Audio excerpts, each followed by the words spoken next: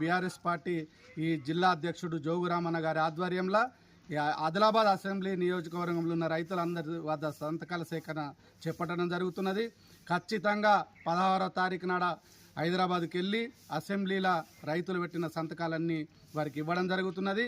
ఒకవేళ రైతు బంధుగిన ముఖ్యమంత్రిగిన ఇవ్వకపోతే ఈ ఉద్యమాన్ని ఇంకా తీవ్రం చేస్తామని చెప్పి రైతుల పక్షాన ఎంతవరకన్నా కొట్లాడడానికి ఈ బీఆర్ఎస్ పార్టీ ఉన్నదని చెప్పి మరి ఒక నెల 2 నెలల్లో ఇప్పుడు వానాకాలం సీజన్ వస్తున్నది కాబట్టి ఇప్పుడు ఈ సీజన్లో రైతులకు యూరియాలు దొరకకుండా ఎరువులు దొరకకుండా కరువు పరిస్థితి తెచ్చినటువంటి రాష్ట్ర ప్రభుత్వంకు ముందే హెచ్చరిక చేస్తున్నాం. రాబోయే ఖరీఫ్ సీజన్ కన్నా కనీసం బుద్ధి తెచ్చుకొని రైతులకు సకాలంగా ఎరువులు ఉండేటట్టు రైతు బంధు ఈ 2 దఫాలు పోయిన రబీది వచ్చే ఖరీఫ్ది 2 ఎకరానికి 30,000 చొప్పున ఖచ్చితంగా మరి ప్రతి రైతు ఖాతాల్లో ముఖ్యమంత్రి ఇచ్చిన మాట ప్రకారం వేయాలని చెప్పి రైతుల పక్షాన బీఆర్ఎస్ పార్టీ ఈరోజు డిమాండ్ చేస్తున్నది. ఖచ్చితంగా ముఖ్యమంత్రి గారికి తన మాట తప్పితే ఉద్యమాన్ని రైతుల పక్షాన తీవ్రంగా చేస్తామని చెప్పి ఈ కాంగ్రెస్ ప్రభుత్వంకు ముఖ్యమంత్రి రేవంత్ రెడ్డికి రైతుల పక్షాన మేము హెచ్చరిక జారీ చేస్తున్నాం. జై తెలంగాణ. జై తెలంగాణ.